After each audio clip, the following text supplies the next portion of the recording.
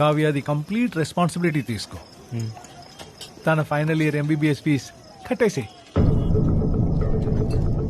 ఫీజా? ఏంటి ఫీజ్ అంటే తెల్లమొహం వేసావు?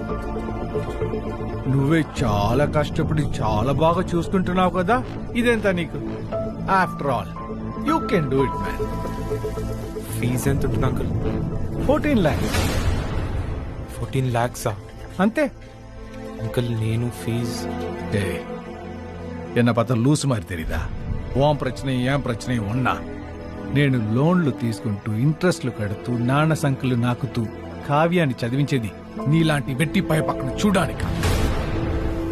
కావ్య నీతో ఉంటే ఆమె ఫీజు నేను కట్టలేను, నా మనసు ఒప్పుకోదు.